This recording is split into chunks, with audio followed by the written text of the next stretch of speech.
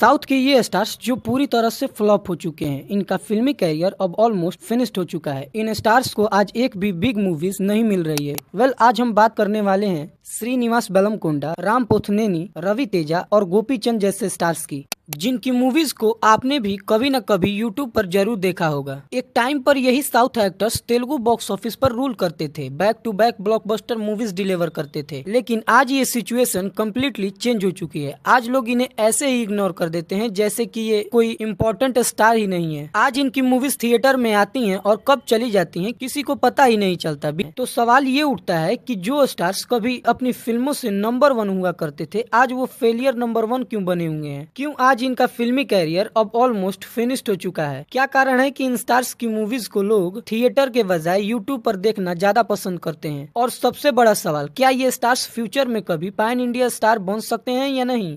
अगर आपने अभी तक इस वीडियो को एक लाइक करके चैनल को सब्सक्राइब नहीं किया तो तुरंत कर दे, क्योंकि आपके ये छोटे छोटे एफर्ट्स मुझे बहुत सपोर्ट करते हैं। तो चलिए बिना देर किए वीडियो को स्टार्ट करते हैं। सबसे पहले बात करते हैं राम पोथनेनी की, द अल्टीमेट एनर्जेटिक स्टार। तूने ही अपने को मारा था ना? मैंने कब मारा था तुझे? तू तो अब भी जिंदा है। चीचा, कहानी नहीं सुनाने का चीचा।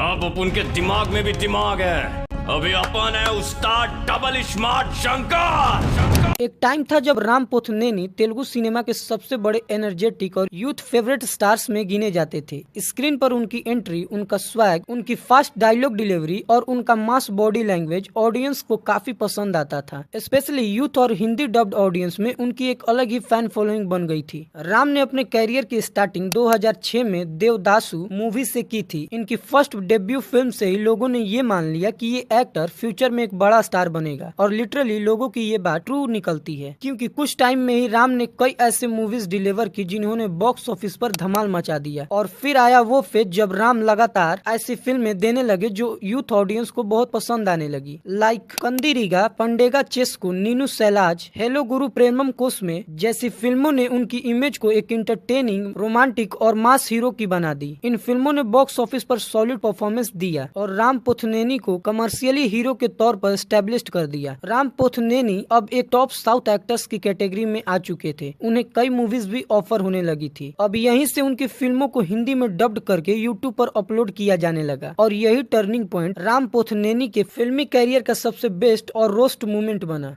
बेस्ट मूवमेंट इसलिए क्योंकि यही वो टाइम था जब राम पोथनेनी को नॉर्थ इंडियन ऑडियंस प्रॉपरली जानने लगी, क्योंकि जब भी राम की कोई मूवी यूट्यूब पर रिलीज होती थी तो कुछ ही दिनों में वायरल हो जाती थी। उनकी हिंदी डब्ड मूवीज मिलियंस में व्यूज लाती थी। यानी थिएटर में कोई फिल्म एवरेज भी हो तब भी यूट्यूब पर वही फिल्म मॉन्स्टर बन जाती थी। नॉर्थ बेल्ट में लोग उनकी फिल्मों को दमदार खिलाड़ी, सुपर खिलाड़ी जैसे डब्ड टाइटल्स से देखते थे। उनकी मूवीज कुछ ही दिनों में वायरल हो जाती थी, और अब यही मूवमेंट राम पोथनेनी के फिल्मी कैरियर का सबसे रोस्ट मूवमेंट बन गया। उनका फिल्मी कैरियर यहीं से फिनिश्ड होना स्टार्ट हो गया, क्योंकि ऑडियंस की एक बड़ी कैटेगरी उनकी मूवीज को थिएटर में नहीं बल्कि फ्री यूट्यूब एंटरटेनमेंट कंटेंट की तरह कंज्यूम करने लगी। और यही चीज धीरे धीरे राम के थिएट्रिकल मार्केट को डैमेज करने लगा। प्रॉब्लम और तब बढ़ गई जब उन्होंने इस मूवमेंट को सही तरीके से कन्वर्ट नहीं किया, और यही वो स्टेज बना जहां राम का डाउनफॉल क्लियरली दिखने लगा। मतलब ऑडियंस का माइंडसेट फिक्स हो गया। लोगों के लिए राम पोथनेनी की फिल्म का मतलब बन गया यूट्यूब फ्री डब्ड वर्जन आया है क्या, यानी राम पोथनेनी एक यूट्यूब स्टार बनकर रह गए।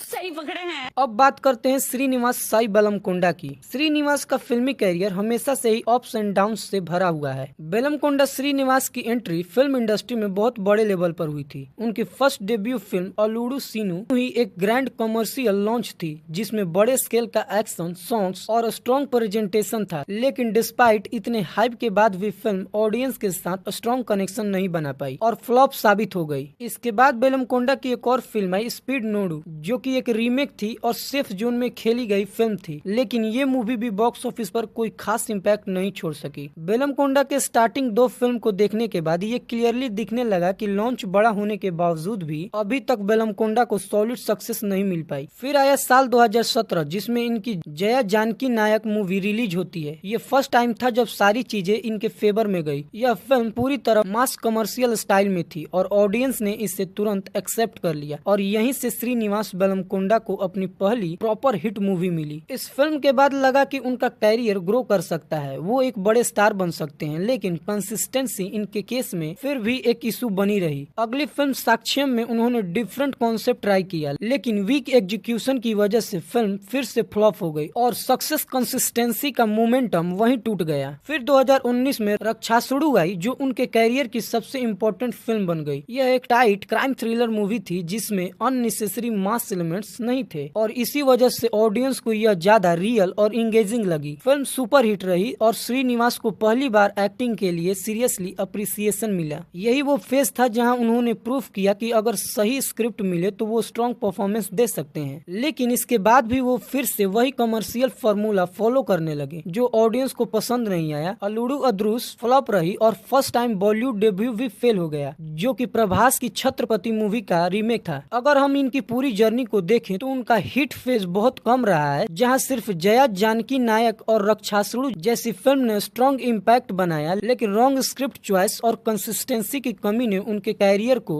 आगे ग्रो ही नहीं होने दिया और वो एक अंडररेटेड स्टार बनकर रह गए। अब नेक्स्ट स्टार है रवि तेजा, जिन्हें मास महाराजा कहा जाता है। अमावस के अंधकार को मिटाने के लिए हजारों तारे सपोर्ट करते हैं।